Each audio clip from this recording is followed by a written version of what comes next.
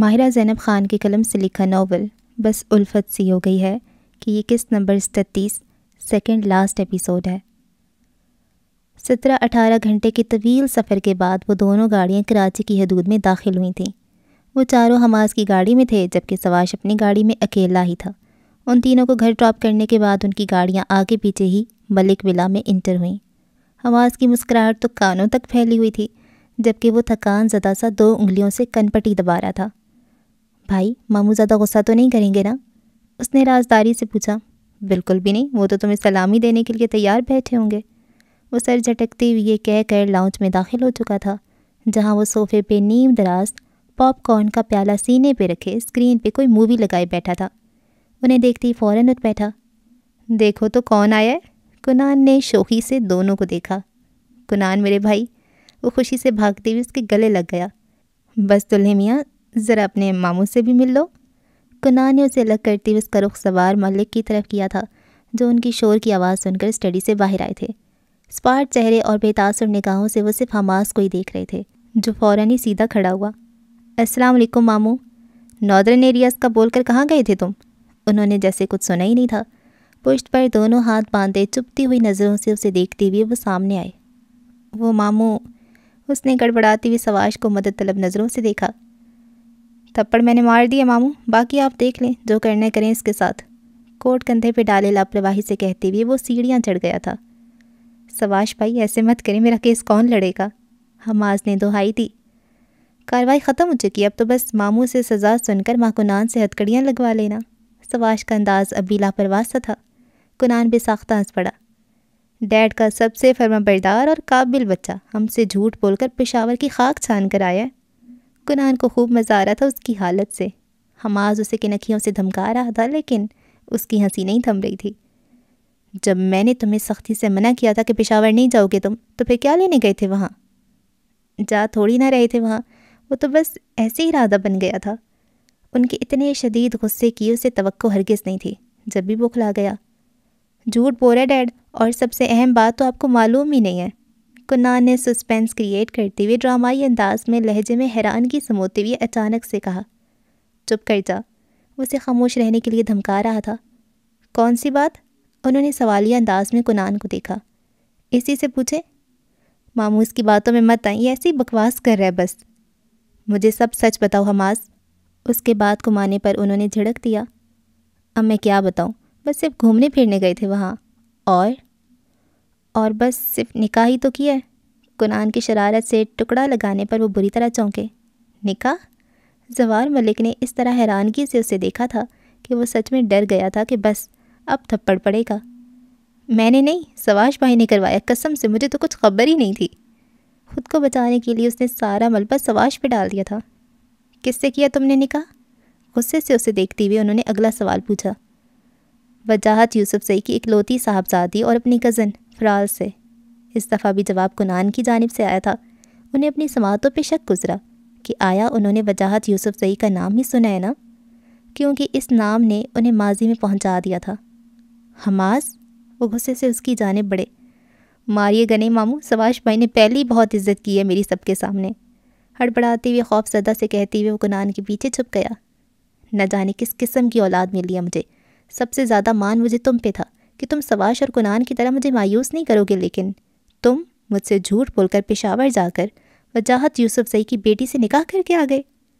فوراً اپنا سامان اٹھاؤ، ابھی نکل جاؤ اس گھر سے۔ سر تھامے وہ ٹھہسے گئے تھے۔ ہاتھ کے اشارے سے انہوں نے فوراً گھر سے نکل جانے کا حکم سنایا۔ یار ماموں گھر سے تو نہیں نکالے، میں کہاں در بدر کی ٹھوکریں کھاؤں گا اس وقت؟ کنان کے پیچھے چھپے وہ معصومیت سے بولا۔ دوبارہ پشاور چلے جاؤ، خیر داماد بن جاؤ ان کے، مجھے کوئی اعتراض نہیں ہے۔ وہ بھڑک کر بولے۔ سواش کو بلا کر لاؤ ذرا، میں نے اسے کہا تھا کہ اسے واپس لے کر آنا، اور وہ نکاح کروا کر آ گیا۔ حماس کو گھورتے ہوئے انہوں نے کنان کو کہا۔ کیا ہوا ہے زوار، اتنا غصہ کیوں کر رہے ہو؟ انیزہ، زرمین اور ربا ابھی کسی تقریب سے واپس آئی تھیں۔ جب لاؤنج میں زوار کو اتنے خراب تیوروں کے ساتھ دیکھا تو زرمین نے ناسمجھی سے پوچھا۔ مجھ سے کچھ مت پوچھیں آپا، ان لڑکوں نے قسم کھائی ہوئی ہے کہ ایک لمحہ سکون سے نہیں رہنے دیں گے مجھے یہ۔ پیشانی مسلتے ہوئے وہ شدید مضطرب تھے۔ لیکن ہوا کیا ہے؟ انیزہ نے بھی پریشانی سے پوچھا۔ ہماری کوئی اہمیت، کوئی قدر تم لوگوں کی نظر میں ہے یا نہیں؟ نہ کچھ پوچھتے ہو، نہ بتانے کی زحمت کرتے ہو۔ کبھی کسی چیز سے منع کیا ہے کیا؟ ہم نے تو کبھی پسند کی شادی کرنے پر بھی اعتراض نہیں کیا، لیکن تم لوگ خود ہی نکاح کر کے مبارکباد دینے آ جاتے ہو۔ مذاق سمجھا ہوا ہے تم نے شادی کو؟ انیسہ کو جواب دینے کی بجائے وہ پھر حماس پر برسے جو سر جھکائے چپ چاپ ان کی سلواتیں سن رہا تھا۔ یہ سب کیا ہے حماس؟ اب تم نے کس سے نکاح کر لیا؟ زرمین نے حیرانگی سے اس سے پوچھا، جو طرز سب کا شکار ہو رہا تھا کہ ماضی جاننے کے بعد اب زرمین کو کیسے فرال کے بارے میں بتائے۔ ماموں آپ ہی بتا دیں، اس نے ہچکچاتے ہوئے کہا۔ زوار سے نظریں ملانے کی غلطی وہ ہرگز نہیں کر رہا تھا۔ میں تم ایک تھپڑ نہ لگا دوں؟ اس کے غیر سنجیدہ انداز پر وہ گھور کر بولے۔ کندھے دباتے ہوئے وہ کمرے میں آیا تھا جہاں وہ جائے نماز بچھائے نماز کی نیت باندھے نظر آئی۔ گلابی کپڑوں میں ملبوس سیاہ چادر کے حالے میں دمکتے اس کے چہرے کو دیکھ کر جیسے اس کی ساری تھکان و کثافت کہیں دور جا سوئی تھی۔ آہستہ سے ہلتے اس کے لبوں کو دیکھتے ہوئے وہ دروازہ بند کر کے اندر آ گیا تھا۔ امائزہ کی جھکی ہوئی پلکوں میں ہوتی لرزش کو دیکھ کر وہ ہلکا سا مسکرایا، پھر کوٹ صوفے پہ ڈال کر وارڈروب سے ہینگ کیا سوٹ لے کر واش روم میں چلا گیا۔ جب تھوڑی دیر بعد شاور لے کر باہر آیا تو اسے ابھی تک نماز میں مشغول پایا۔ سفر کی وجہ سے اس کی عشاء کی نماز قضا ہو چکی تھی۔ ٹیبل پر سے دوسری جائے نماز اٹھا کر وہ اس کے پاس آ گیا تھا۔ امائزہ سے تھوڑی آگے کو بچھا کر وہ آستینوں کے کف کے بٹن بند کرنے کے بعد نیت باندھنے لگا، جبکہ وہ نماز ختم کرنے کے بعد دونوں ہاتھ گود میں رکھے وہیں بیٹھی تھی۔ دعا کے لیے بھی ہاتھ نہیں اٹھائے تھے۔ اسے یقین نہیں آ رہا تھا کہ اس نے سواش کے وجود کو اس کمرے میں محسوس کیا ہے۔ اس کے نہ ہونے کا احساس جتنا جان لیوا تھا، اس کی موجودگی کے فسوں خیز لمحات بھی اتنے ہی سحر انگیز تھے۔ نماز پڑھنے کے بعد دعا مانگ کر وہ جائے نماز اٹھا کر سمیٹتے ہوئے بھی اسے ہی دیکھ رہا تھا جو ابھی تک سر جھکائے وہیں بیٹھی تھی۔ گہری سانس لیتے ہوئے وہ بھی آہستہ سے دو زانو ہو کر اس کے پاس آ بیٹھا۔ اس کی عادت تھی نماز کے بعد کچھ آیتیں پڑھنے کی۔ ابھی بھی انہی کا ویٹ کرنے کے بعد سواش نے دھیمے سے اس کے چہرے پر پھونکا تھا۔ وہ اس کے قریب تھا، چاہتی تو ہاتھ بڑھا کر اسے چھو لیتی، لیکن وہ ایسا نہیں کر پائی تھی۔ سیاہ آنکھوں میں پانی سا جمع ہونے لگا۔ جاننے کیوں اسے سامنے پا کر دل بھر آیا تھا۔ ایزا، جتنی نرمی اور حلاوت سے اس کا نام لیتا تھا اسے خود پہ ناز ہونے لگتا تھا۔ کسی کا لہجہ اتنا خوبصورت بھی کیسے ہو سکتا ہے؟ صرف اس کے پکارنے کی دیر تھی، وہ سارے بند توڑ کر اس کے سینے سے لگ گئی تھی۔ میں نے بہت یاد کیا آپ کو۔ اس کی قمیض کے کالرز کو مٹھیوں میں بھینچے وہ آنسوؤں کے درمیان بامشکل بول رہی تھی۔ وہ تو میں نے بھی کیا تھا، اس کا سر تھپکتے ہوئے اس نے نرمی سے کہا۔ میں نے زیادہ کیا تھا۔ اس کے نروٹھے سے انداز پہ وہ دل سے ہنسا۔ کتنا زیادہ؟ بہت زیادہ۔ میں صرف 4 دن گھر سے باہر آؤں، اب آپ 1 دن کے لیے بھی نہیں جائیں گے۔ وہ ضدی انداز سے بولی۔ تم کیا صبح شام مجھے اپنے پاس ہی رکھنا چاہتی ہو؟ وہ شوخی سے پوچھنے لگا۔ ہاں، صبح شام رات دن بس میرے پاس رہیں۔ سواش کے سینے سے لگی اس نے گال رگڑتے ہوئے سختی سے کہا۔ تمہارا ہی ہوں، تمہارا پاس سے مجھے کہیں اور جانا بھی نہیں ہے۔ اس نے محبت سے کہتے ہوئے اس کی چادر سے ڈھکے سر پہ لب رکھے تھے۔ خاموش پڑے کمرے میں ان دونوں کو اپنی دھڑکنوں کی آواز صاف سنائی دے رہی تھی۔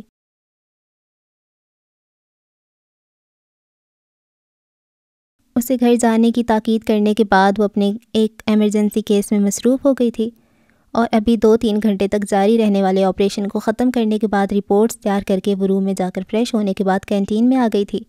لیکن وہاں سینٹر ٹیبل پہ 3-4 ڈاکٹرز کے ساتھ اسے بیٹھے دیکھا تو ہانیہ کو تب چڑھی۔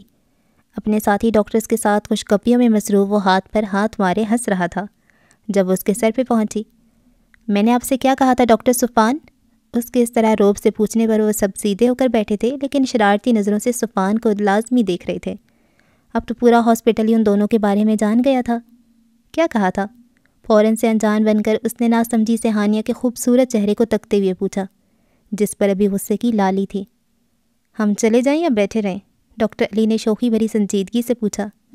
اوکے ہم جا رہے ہیں، لیکن ڈاکٹر ہانیہ زیادہ نہیں ڈانٹنے سے، بیچارہ پہلے ہی زخمی ہے۔ ڈاکٹر فیروز جو اس سے سینئر تھے انہوں نے بھی قدرے شوخی سے کہا تو نہ چاہتی ہوئے بھی وہ جھینپ گئی۔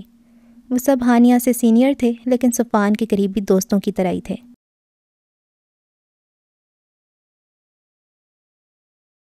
آپ میرے لیے پشاور سے کیا لائے ہیں؟ اس کی شرٹ کے بٹن چھیڑتے ہوئے اس نے اچانک ہی پوچھا۔ پھول بھیجے تو تھے؟ وہ تو بھیجے تھے نا، لے کر کیا آئے ہیں؟ اٹھو یہاں سے پھر دکھاتا ہوں۔ وہ کہہ کر وہاں سے اٹھتے ہوئے صوفے کے پاس آ گیا تھا، پھر کوٹ اٹھا کر اس میں سے کوئی ڈبی نکال لی۔ جب تک وہ بھی جائے نماز اٹھا کر رکھنے کے بعد گردن کے پاس سے چادر ڈھیلی کرتے ہوئے اس کے پاس ہی آ گئی تھی۔ میں کچھ اور لینا چاہتا تھا لیکن جب اس پر نظر پڑی تو بس یہی لے لیا۔ اس کی نازک سی کلائی میں بریسلیٹ پہناتے ہوئے وہ سادگی سے بتا رہا تھا، جبکہ عمائزہ مسکراتے ہوئے اس بریسلیٹ کو دیکھ رہی تھی جس پر یاقوت اور زمرد کے ننھے ننھے نگینے جڑے ہوئے تھے۔ بتاؤ کیسا لگا؟ سواش نے دلچسپی سے اس کے چہرے کو تکتے ہوئے پوچھا، جس پر ابھی بھی آنسوؤں کے میٹے میٹے سے نشان تھے، جیسے گلاب پر شبنمی قطرے موجود اپنی بہار دکھا رہے ہوں۔ بہت خوبصورت، بالکل میری طرح۔ اس کے نا سے کہنے پر وہ مسکرا دیا جب بھی دروازے پہ دستک ہوئی تھی۔ سواش نے بیزاری سے بند دروازے کو دیکھا۔ اسے معلوم تھا نیچے کا کیا ماحول بنا ہوا ہوگا اس وقت۔ اتنی عزت، اتنا روب تھا میرا یہاں، لیکن تم نے بدنام کر کے رکھ دیا ہے۔ ان سب کے جانے کے بعد وہ اس کے سامنے چیئر گھسیٹ کر بیٹھ رہی تھی، جبکہ وہ کپ لبوں سے لگائے چائے کے گھونٹ بھرتے ہوئے سر جھٹک کر بولا، میں نے بدنام کیا ہے؟ اس نے تیر کمان سی ابرو اٹھا کر صفوان کو دیکھا۔ ظاہر ہے جس کو دیکھو یہی باتیں کر رہا ہوتا ہے کہ ڈاکٹر صفوان تو بس ڈاکٹر ہانیہ کے پیچھے گھومتے رہتے ہیں۔ مجھے وہ مبارک دن بتا دیں جب آپ میرے پیچھے آئے ہوں، وہ سلگ کر بولی۔ اور دوسری بات، میری طرف سے آپ انکار سمجھے، مجھے آپ سے شادی نہیں کرنی۔ وائٹ اوور آل کی جیب سے اس نے وہی ڈائمنڈ کی رنگ نکال کر ٹیبل پہ رکھ دی تھی۔ اس نے بس ایک نظر اس رنگ کو دیکھا تھا، پھر ہاتھ بڑھا کر اسے اٹھا لیا۔ ہماری شادی کا تو اس رنگ سے اب کوئی تعلق ہی نہیں۔ انگوٹھی کو الٹ پلٹ کر دیکھنے کے بعد اس نے ابرو اٹھا کر ہانیہ کو دیکھا۔ لیکن مجھے آپ سے اب شادی نہیں کرنی۔ کیوں؟ اب ایسا کیا ہو گیا؟ آپ میری بات نہیں مانتے؟ تم مجھے اپنے حکم کا غلام بنانا چاہتی ہو؟ آپ کو بننے پہ کوئی اعتراض ہے کیا؟ ہانیہ نے اس کی آنکھوں میں آنکھیں ڈال کر پوچھا۔ بالکل بھی نہیں، لیکن مجھے غلام بنانا بڑے جوخم کا کام ہے۔ میں بنا لوں گی، وہ بھی بہت آرام سے۔ بنا لو پھر، بنا سکتی ہو تو۔ اس کا انداز بھی چیلنجنگ تھا۔ اور اگر میں نے آپ کو اپنا بنا لیا تو؟ اس کے لبوں پہ شرارتی مسکراہٹ رقصاں تھی۔ وہ تو تم مجھے آلریڈی اپنا بنا چکی ہو، اب بات ہو رہی ہے غلام بنانے کی، تو تم نہ بھی بناؤ تو میں ویسے بھی ساری زندگی کے لیے خود ہی بن جاؤں گا۔ وہ گہرے لہجے میں بولا تو ہانیہ کی پلکوں پہ منو بوجھ آن دھرا۔ اس رنگ کے بارے میں کچھ پوچھنا ہے مجھے، انگلیاں چٹخاتے ہوئے اس نے اچانک ہی کہا۔ پوچھو۔ یہ آپ نے کس کے لیے لی تھی؟ اس کے انداز میں تیزی یا نگواری کا احساس نہیں تھا، بس ایک الجھن سی تھی۔ صفوان گہری سانس بھر کر سیدھا ہوا۔ دیکھو ہانیہ، یہ میں نے جس کے لیے بھی لی تھی، کیوں لی تھی، کب لی تھی، دی کیوں نہیں، وغیرہ وغیرہ، یہ سب باتیں اب میٹر نہیں کرتی۔ میں اس کی کلیریفیکیشن بھی نہیں دینا چاہتا، وہ میں نے اپنا ماضی سمجھ کر بھلا دیا ہے، اور میں نہیں چاہوں گا کہ ہمارے بیچ اس کا ذکر ہو۔ سنجیدگی سے کہتے ہوئے اس نے ساری بات ایک ساتھ ہی کلیئر کر دی تھی۔ جس کو پرپوز نہیں کیا اس کے لیے 12 لاکھ کی رنگ لے کر بیٹھے ہیں، اور میرے ساتھ زندگی بھر کے وعدے کرنے کے بعد بھی کچھ نہیں دیا۔ دونوں بازو سینے پہ لپیٹے وہ ناراضگی سے بولی، شرم کرو، یہ 6 فٹ کا ہینڈسم بندہ اور اس کا اتنا قیمتی دل تمہیں ایسے ہی مل گیا، پھر بھی ناشکری کر رہی ہو۔ صفوان نے اپنی جون میں واپس آتے ہوئے اسے آنکھیں دکھائیں۔ میں ناشکری نہیں کری، بلکہ آپ کنجوسی کر رہے ہیں، ہانیہ نے منہ پھلا کر کہا۔ لیکن میں کس بیس پہ تمہیں گفٹ دوں؟ تم نے تو منع ہی کر دیا شادی سے۔ تعصب سے سر ہلاتے ہوئے اس نے ہانیہ کی کچھ دیر پہلے کہی ہوئی بات یاد دلائی۔ پہلے میرے لیے دوسری رنگ لے کر آئیں، پھر میں دوبارہ ہاں کر دوں گی۔ اس سے کام نہیں چلے گا، صفوان نے ہاتھ میں موجود وہی رنگ گھماتے ہوئے پوچھا۔ نہیں، مجھے پیور چاہیے جو صرف میرے نام پر ہو۔ لے آؤں گا، اور کچھ؟ ہم شادی کب کریں گے؟ رخسار تلے ہاتھ رکھے اس نے پرجوشی سے پوچھا۔ تمہیں تو مجھ سے زیادہ جلدی ہے، وہ سر جھٹک کر ہنس دیا۔ بتائیں نا کب کریں گے؟ ابھی کر لیتے ہیں۔ یہاں پر؟ ہانیہ نے حیرت سے پوچھا۔ کیوں، یہاں کیا برائی ہے؟ ہاسپٹل کی کینٹین میں؟ جب شادی کی بات یہاں ہو سکتی ہے تو پھر شادی بھی ہو سکتی ہے۔ اس کا انداز لاپرواہ سا تھا۔ اب اتنی زیادہ جلدی بھی نہیں ہے مجھے، وہ منہ بنا کر پیچھے ہوئی۔ میں نے ممی سے ذکر کیا تھا، وہ تو تیار بیٹھی ہیں تمہارے گھر آنے کے لیے۔ آج ہی لے آئیے، نچلا لب دانتوں تلے دبائے اس نے شرارت سے کہا۔ آج ہی لے آؤں گا؟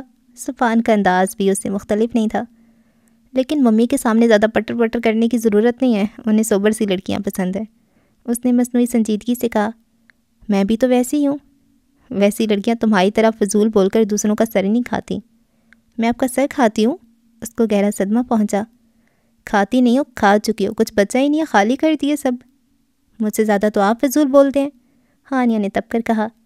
میں فضول بولتا ہوں؟ صفوان نے انگلی اپنے سینے پہ رکھے سوالیہ نظروں سے اسے دیکھتے ہوئے کہا۔ بھلے سے کسی سے بھی پوچھ لیں، وہ ڈرے بغیر اسی لہجے میں بولی۔ شادی ہو جانے دو ایک بار، پھر میں بتاؤں گا کہ کون فضول بولتا ہے۔ میں انتظار کروں گی، اس کے دھمکانے پر ہانیہ نے مسکراہٹ چھپاتے ہوئے کہا۔ آستینوں کو کوہنی تک پلٹتے ہوئے وہ جب سیڑھیاں اترتی ہوئی نیچے آیا، وہاں کا منظر عین اس کے اندازے کے مطابق ہی تھا۔ تمہیں ساری دنیا میں اور کوئی نہیں ملا تھا حماس؟ زرمین کا چہرہ آنسوؤں سے تر تھا، سر ہاتھوں میں گرائے وہ صوفے پہ بیٹھی ہوئی تھیں۔ ممی پلیز ایسے مت کہیں، ان کے برابر میں بیٹھا وہ لجاجت سے کچھ کہنا چاہ رہا تھا۔ مجھ سے بات مت کرو، تم نے بہت ہرٹ کیا مجھے، زرمین نے سختی سے کہا۔ آپ نے بھی تو مجھے کبھی نہیں بتایا تھا بابا کے بارے میں، ہمیشہ مجھے ٹال دیتی تھیں۔ جتنا جانا تمہارے لیے ضروری تھا اتنا ہم نے بتا دیا تھا۔ آپ نے مجھے یہ بھی نہیں بتایا کہ ڈاکومنٹس پر میرا پورا نام حماس ابراہیم خان کیوں ہے۔ حماس، خاموش ہو جاؤ۔ اس کے سادہ سے لہجے میں جتنی افسردگی اور دکھ تھا اس نے زرمین کے دل کو تڑپا دیا تھا۔ آپ نے مجھے یہ بھی نہیں بتایا کہ سباش بھائی اور میں سگے بھائی نہیں ہیں۔ خالی خالی نگاہوں سے انہیں دیکھتے ہوئے وہ کہے جا رہا تھا۔ بابا کے گھر والوں کے بارے میں، ان کی پہلی شادی کے بارے میں، ان کے ماضی کے بارے میں آپ نے کیوں مجھ سے یہ سب چھپایا ممی؟ شدت ضبط سے اس کا چہرہ سرخ پڑتا جا رہا تھا۔ حماس، اٹھو یہاں سے فوراً۔ سواش کے سختی سے کہنے پر وہ آستین کے کف سے بھیگی آنکھیں رگڑتے ہوئے اٹھ کھڑا ہوا، لیکن وہاں رکا نہیں تھا، فوراً اپنے کمرے کی جانب بڑھ گیا تھا۔ ممی، قالین پر ان کے سامنے بیٹھتی ہوئی سواش نے ان کے گھٹنوں پہ ہاتھ رکھے۔ میری طرف دیکھیں پلیز۔ تم دونوں کیوں گئے تھے پشاور؟ تمہیں معلوم ہے نا مجھے اس نام سے کتنا خوف آتا ہے۔ بھیگی شکوہ کناہ نگاہوں سے زرمین نے اسے دیکھا۔ سب ٹھیک ہو چکا ہے ممی، آپ کو کسی سے ڈرنے کی کوئی ضرورت نہیں ہے۔ وہاں بابا کا گھر ہے، آپ کا سسرال ہے، اور پھر بابا کی قبر بھی تو وہیں ہے۔ وہ انہیں سنبھالنے کی کوشش کر رہا تھا۔ تم گئے تھے ابراہیم کی قبر پہ؟ انہوں نے بےتابی سے اس سے پوچھا۔ سوری کہ میں نے کبھی آپ کو اور زوار ماموں کو بتایا نہیں، اس نے نظریں چرائیں۔ کیا نہیں بتایا؟ زرمین کی نگاہیں اسی پر تھیں جو ان کے پیروں کے پاس بیٹھا تھا۔ میں ہر مہینے بابا اور گلمینا ماما کی قبر پہ جاتا ہوں، آپ کو اس لیے نہیں بتایا کہ آپ پریشان ہو جاتی ہیں فوراً۔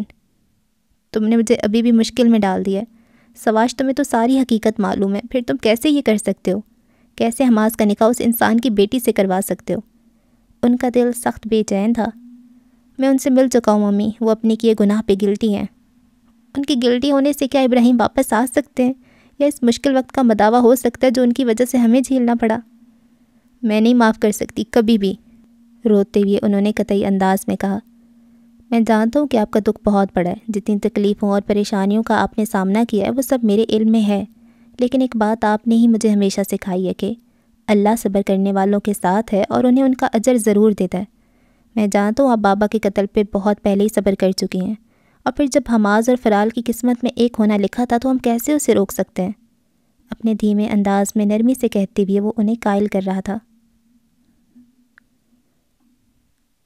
حماس کو تم نے اپنے بابا کے قتل کے بارے میں تو نہیں بتایا نا؟ زرمین نے اس کی ساری بات سننے کے بعد پوچھا تو اس نے نفی میں سر ہلا دیا۔ بہت زیادہ جذباتی ہے، اس لیے میں نے اسے نہ بتانا ہی بہتر سمجھا۔ لیکن اگر اسے معلوم پڑ گیا تو، جیسے اسے یہ بات پتہ چلی ہے، اگر وہ بات بھی پتہ چل گئی تو کیا وہ یہ بات سہ پائے گا کہ اس کی بیوی کا باپ ہی ابراہیم کا قاتل ہے؟ تمہیں اسے پوری بات ہی بتا دینی چاہیے تھی سواش، پھر فیصلہ اس پہ چھوڑ دیتے کہ اسے فرال سے شادی کرنی ہے یا نہیں۔ وہ نڈھال سی بولی۔ میں اسے بتانا چاہتا تھا لیکن میری ہمت نہیں ہوئی، اور جب ہم صبر کر چکے ہیں تو پھر اس بات کو بھول جانا ہی چاہیے۔ اس کے نزدیک بابا کی ڈیتھ ایکسیڈنٹ کی وجہ سے ہوئی تھی، تو بس اسے یہی سمجھنے دیں۔ اب اسے سچ معلوم ہوا تو اس کا دل برا ہو جائے گا فرال اور اس کے گھر والوں کی طرف سے۔ مجھے تو کچھ سمجھ میں نہیں آ رہا کہ میں کیا کروں۔ زرمین نے سر ہاتھوں میں گرا لیا تھا۔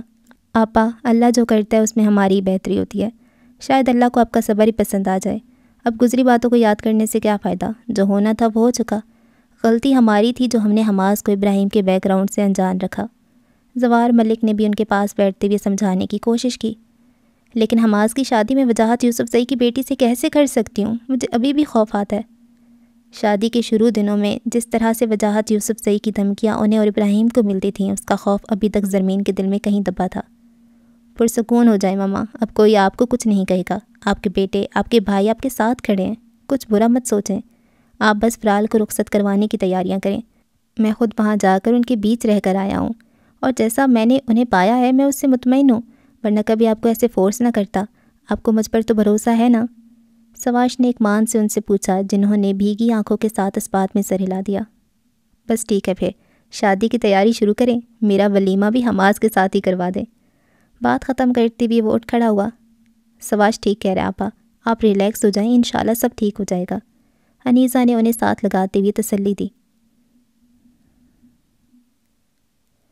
ایک خوشگوار سی صبح کا آغاز ہو چکا تھا، لیکن ملک ولا میں گزری شب کے آثار ابھی تک موجود تھے۔ وہ اپنے بیڈ پہ آڑا ترچھا پڑا، آنکھوں پر بازو رکھے لیٹا تھا جب زرمین نے آہستہ سے اس کے پاس بیٹھتے ہوئے اس کے بکھرے بالوں میں ہاتھ پھیرا۔ ماں کا لمس پاتے ہی اس نے فوراً سے آنکھوں پر سے بازو ہٹا کے انہیں دیکھا۔ حماس، زرمین کا دل تو اس کی سرخ متورم سی آنکھیں دیکھ کر ہی پسج گیا تھا۔ بچپن سے ہی وہ سب کا لاڈلا تھا، اپنے ناز نخرے اٹھوا کر بات منوانے کا فن اسے خوب آتا تھا، چاہے کتنی بڑی فرمائش کیوں نہ ہو، لیکن زرمین نے کبھی اس کی ایسی حالت نہیں دیکھی تھی۔ بعض دفعہ تو اسے زرمین سے کچھ کہنے کی ضرورت ہی نہیں پڑتی تھی، زوار اور سواش پہلے اس کی فرمائشیں پوری کر دیا کرتے تھے۔ سوری، میں نے آپ کو انجانے میں کتنا ہرٹ کیا، وہ شرمندگی سے کہتے ہوئے اٹھ بیٹھا۔ مجھے تم سے ایک بات کرنی تھی۔ نہیں، پہلے آپ میری بات سنیں، میں آپ کو اس طرح سے پریشان نہیں دیکھ سکتا، اگر آپ نہیں چاہتی تو میں فراز سے شادی نہیں کروں گا، سر اور نکاح چکائے اس نے کانپتی آواز میں کہا۔ اور جو تم نے نکاح کیا تھا، بھائی وکیل ہیں، جس طرح سے انہوں نے کروایا تھا اس طرح ختم بھی کروا دیں گے۔ زرمین کے پوچھنے پر وہ چند لمحے کو چپ ہوا تھا، لیکن پھر دل کی تڑپ کو نظر انداز کرتے ہوئے کہہ ہی دیا۔ دماغ خراب ہے تمہارا جو اتنی فضول بات کر رہے ہو، انہوں نے غصے سے اسے گھورا۔ آپ کو نہیں پسند تو میں کیسے یہ رشتہ برقرار رکھ سکتا ہوں؟ میں نے تمہارے ماموں سے کہہ دیا جتنی جلدی ہو سکے بارات لے جانے کی تیاری کریں، میں جلد از جلد فرال کو رخصت کروا کے لانا چاہتی ہوں۔ واٹ؟ اس نے جھٹکے سے سر اٹھا کر زرمین کو دیکھا۔ آپ سچ کہہ رہی ہیں؟ نہیں مطلب واقعی میں فرال سے میری شادی کروا دیں گی؟ وہ شدید بے یقین تھا۔ رات جو کچھ ہوا تھا اس سے تو حماس کو یہی لگا تھا کہ کچھ پل کو ملنے والی وہ خوشی اس سے پھر چھن جائے گی، لیکن زرمین نے تو جیسے اسے بے پناہ خوشی سے ہمکنار کر دیا تھا۔ او ماما، آپ بہت اچھی ہیں یار، سچ میں آپ کے جیسا کوئی نہیں، ان کے گلے لگا وہ حد درجہ خوشی سے بولا۔ بس اب اٹھو، پورے مجنوں بنے ہوئے ہو، فریش ہو کر نیچے آؤ، میں ناشتہ بنواتی ہوں تمہارے لیے۔ زرمین نے دل میں اس کی خوشیوں کو نظر نہ لگنے کی کتنی ہی دعائیں مانگ لی تھیں۔ بس 5 منٹ میں آ رہا ہوں۔ السلام علیکم زوار ماموں۔ لاؤنج میں بیٹھے زوار ملک نے اخبار کا کونا موڑ کر ان تینوں کو دیکھا جو نک سک سے تیار ان کے سامنے کھڑے تھے۔ حماس اور سواش کی طرح وہ بھی انہیں ماموں ہی کہتے تھے۔ وعلیکم السلام، آؤ بیٹھو، انہوں نے سنجیدگی سے 3 سیٹر صوفے کی جانب اشارہ کیا۔ اپنے دوست کے نکاح کی مبارکباد دینے آئے ہو؟ انہوں نے اس طرح سے پوچھا تھا کہ وہ گڑبڑا اٹھے۔ اس نے بتا دیا آپ کو؟ سمیر نے ہچکچاتے ہوئے پوچھا۔ تم لوگ بھی برابر کے شریک ہو نا اس کے ساتھ؟ آپ یقین کریں ماموں، رات کے 12 بجے اس نے ہم سب کو فون کر کے ایمرجنسی میں بلایا تھا کہ ابھی کے ابھی پشاور جانا ہے، اور تم لوگوں نے گھر والوں کو بتانے اور اجازت لینے کی ضرورت نہیں سمجھی، ایسے منہ اٹھا کر اس کو لے کر چل دیے۔ ہم کیا کرتے زوار ماموں، وہ اس وقت اتنا پاگل ہو رہا تھا کہ ہم تو کپڑے وغیرہ کچھ بھی نہیں لے کر گئے تھے، اور تو اور اس کے نکاح میں بھی سلمان کے کپڑے ادھار مانگ کر پہنے تھے۔ وہ فریش ہو کر سیڑھیاں اترتے ہوئے نیچے آ رہا تھا جب اوپر سے ان تینوں کو زوار ملک کی عدالت میں بیٹھے پایا۔ ہڑبڑا کر وہ پھر سے الٹے قدموں بھاگنا چاہ رہا تھا، لیکن برا ہوا جو فہام کی نظر اس پہ پڑ گئی۔ وہ آ گیا، پوچھیں اس سے، اس نے اتنی بلند آواز سے کہا تھا کہ سبھی نے اس کی جانب دیکھا۔ منحوس، بغیرت، دل ہی دل میں اسے گالیوں سے نوازتے ہوئے اسے ناچار نیچے اتر کر آنا پڑا۔ اس سے میں رات کو سبھی پوچھ چکا ہوں، اور کیونکہ تم سب ہی اس کے ساتھ برابر کے شریک تھے اس لیے تم سب کو بھی سزا ملے گی۔ سزا؟ وہ آنکھیں پھاڑتے ہوئے زوار ملک کو دیکھنے لگے۔ کیسی سزا زوار ماموں؟ سمیر نے ڈرتے ڈرتے پوچھا۔ سیمسٹر ختم ہو جانے کے بعد جیسی ڈگری ملے گی اسی دن تم چاروں مجھے میرے آفس میں نظر آؤ گے۔ اس کے سنجیدگی سے کہنے پر وہ چاروں اپنی جگہ پہ اچھل پڑے۔ واٹ؟ یہ کیا کہہ رہے ہیں آپ؟ ڈگری کے بعد تو ہمارا فورن سے جاب کا کوئی ارادہ نہیں ہے، بلکہ ہم تو پاکستان ٹور پہ جانے والے تھے، بشر نے مسکین سی شکل بنا کر کہا۔ بس اس لیے کہا ہے میں نے، کراچی سے کہیں باہر جانے کا سوچا بھی تو اب اچھا نہیں ہوگا۔ ان کا انداز وارننگ دیتا ہوا تھا۔ تو کیا ہم بارات لے کر نہیں جائیں گے پشاور؟ فہام نے چنبے سے پوچھا۔ دل میں یہ ڈر بھی تھا کہ کہیں واقعی میں انہیں یہاں نہ چھوڑ کر چلے جائیں۔ فی الحال تو تم لوگ یونیورسٹی جاؤ، تبریز کی مسلسل کالز موصول ہو رہی ہیں تم لوگوں کی اتنی غیر حاضری پر۔ انہوں نے بات ہی ختم کر دی۔ زوار چائے تو پینے دے بچوں کو، انیسہ نے ٹرے سینٹر میز پہ رکھتے ہوئے کہا۔ نہیں انیسہ آنٹی، چائے تو ہم پی کر آئے ہیں، آپ بس پراٹھے اور آملیٹ بنا دیں، فہام نے آگے ہو کر ایک کپ اٹھاتے ہوئے فرمائشی انداز میں کہا۔ چائے تو پی کر آئے ہیں نا ہم؟ اس کے ندیدے پن پر سمیر نے دانت پیستے ہوئے جیسے اس کی بات یاد دلانی چاہیے۔ اتنے پیار سے بنا کر لائی ہیں آنٹی، اگر نہیں پئیں گے تو برا مان جائیں گی نا، اور پھر دوبارہ آئیں گے تو آفر بھی نہیں کریں گی۔ شاباش، لے لو تم لوگ بھی۔ کپ لبوں سے لگا کر اس نے انہیں بھی کہا۔ دوپہر کے 12:30 بج رہے تھے، لیکن اس کے کمرے میں جیسے ابھی تک رات ٹھہری ہوئی تھی۔ فجر کی اذانوں کے ساتھ ہی اٹھ جانے والا سواش آج اس وقت تک سویا ہوا تھا، کیونکہ گزشتہ ہفتے سے وہ سخت ذہنی طور پہ الجھا ہوا تھا۔ کچھ سفر کی تھکان بھی تھی جو وہ ابھی تک مدہوش پڑا تھا۔ عمائزہ نے وال کلاک پہ نظر ڈالتے ہوئے گلاس وال پہ پڑے بھاری پردے ہٹا دیے تھے۔ سورج کی تیز روشنی نے تیزی سے پورے کمرے میں اپنا تسلط جمانا شروع کر دیا تھا۔ چہرے پہ روشنی پڑی تو اس نے کسمساتے ہوئے کروٹ بدل کر بلینکٹ سے چہرہ بھی ڈھانپ لیا تھا۔ اٹھ جائیے سواش، دوپہر ہو چکی ہے۔ اس کا اٹھنے کا کوئی ارادہ نہ بنتے دیکھ عمائزہ نے اس کے چہرے سے بلینکٹ ہٹا دیا۔ میں ابھی تو سویا تھا، اس نے نیند میں ڈوبی آواز میں کسلمندی سے کہا۔ ابھی کہاں؟ آپ فجر کی نماز پڑھ کے سوئے تھے اور اسے گزرے کافی وقت ہو چکا ہے۔ کیا ٹائم ہو رہا ہے؟ 1 بج رہا ہے، اب تو ظہر کی اذان ہونے والی ہے۔ آپ کورٹ بھی نہیں گئے آج؟ پاپا کے پاس آپ کے اسسٹنٹ کی کتنی ہی کالز آ چکی ہیں کہ آپ نے اپنا فون سوئچ آف کر رکھا ہے۔ میں کچھ دیر سکون سے سونا چاہتا تھا، اس لیے پاور آف کر دیا تھا۔ بیڈ گراؤنڈ سے ٹیک لگاتی ہوئی اس نے سائڈ ٹیبل پہ پڑا اپنا فون اٹھا لیا۔ کنان اسٹیشن چلا گیا کیا؟ فون کو آن کرتے ہوئے اس نے عمائزہ سے پوچھا جو بلینکٹ سمیٹ رہی تھی۔ نہیں، وہ بھی سو رہا ہے ابھی تک۔ ویسے مجھے ایک بات نہیں سمجھ آئی۔ اس نے کچھ الجھن سے سواش کو دیکھا۔ ادھر آ کر بیٹھو، میں سمجھاتا ہوں۔ ویسے ٹائپ کرتے ہوئے وہ مصروف سا بولا۔ جب وہاں آپ کے سگے ماموں اور باقی رشتہ دار موجود ہیں تو پھر آپ پشاور سے اتنے بیزار کیوں ہیں؟ حماس کی طرح وہ بھی پوری بات سے انجان تھی۔ یہ سگے اور ستیلے رشتے کیا ہوتے ہیں ایسا؟ میرے لیے سب کی اہمیت یکساں ہے۔ زوار ماموں کہنے کو میرے ستیلے ماموں ہیں، لیکن میں نے کبھی ان کے لیے ایسا سوچا بھی نہیں ہے۔ ہمیشہ ایک باپ کی طرح ہی انہیں سمجھا ہے۔ اور وجاہت یوسف زئی جو کہ میرے سگے ماموں ہیں، لیکن مجھے ان سے اتنی محبت یا میرے دل میں ان کے لیے وہ مقام نہیں ہے جو زوار ماموں کے لیے ہے۔ وجہ یا بات صرف رویے اور ظرف کی ہے۔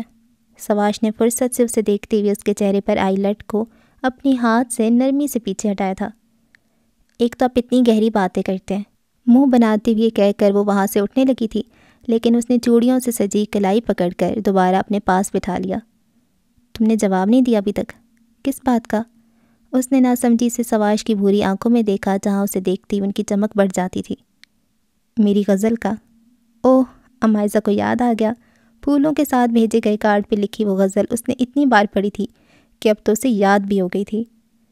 میں نے سوچا ذرا تسلی سے جواب دوں میں اس کا۔ آپ کو کوئی جلدی تو نہیں ہے نا؟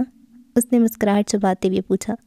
بالکل بھی نہیں، جب سے پاکستان آیا ہوں تب سے کسی نہ کسی چیز کے لیے انتظار ہی کیا میں نے، اور اب تو کافی عادت بھی ہو گئی ہے۔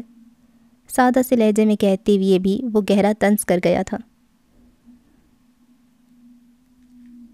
وہ بھی نماز پڑھ کر گھر آنے کے بعد ناشتہ کرنے ہی لگا تھا، لیکن پشاور سے آنے والی وہ کال سن کر وہ اپنی جگہ پہ ساکت رہ گیا۔ ٹیبل پہ اس کے لیے کافی کا مگ رکھتی عمائزہ نے حیرت و ناسمجھی سے اسی چیئر دھکیل کر وہاں سے اٹھ کر جاتے ہوئے دیکھا۔ ماموں کہاں ہیں انیزہ مامی؟ کچن سے نکل کر اس نے لاؤنج میں زرمین کے ساتھ بیٹھی انیزہ سے پوچھا۔ اسٹڈی میں وہ بیٹا۔ ٹھیک ہے، شکریہ۔ وہ تیز تیز قدم اٹھاتے ہوئے ان کے کمرے سے ملحق اسٹڈی میں آ گیا تھا۔ خیریت تو ہے؟ فائلز اور لیپ ٹاپ میں مصروف زوار ملک نے سر اٹھا کر ناسمجھی سے اسے دیکھا، کیونکہ وہ کبھی بغیر نوکیے نہیں آتا تھا۔ نفی میں سر ہلاتی ہوئے وہ 2 قدم چلتا پاس آیا۔ شیر کی کال آئی تھی۔ شیر کی؟ سب ٹھیک تو ہے نا پشاور میں؟ انہوں نے پریشانی سے پوچھا۔ پشاور سے آنے والی کالز کبھی بے سبب نہیں ہوتی تھیں۔ وجاہت ماموں کی ڈیتھ ہو گئی ہے۔ اس کو اپنی آواز بھی کہیں دور سے آتی سنائی دی تھی۔ زوار ملک بھی اپنی جگہ پہ ساکن رہ گئے۔ ماہرہ زینب خان کے قلم سے لکھا ناول بس الفت سی ہو گئی ہے۔ قسط نمبر 37 کا اختتام ہوا۔ آپ سے اگلی قسط میں ملاقات ہوگی، تب تک کے لیے اللہ حافظ۔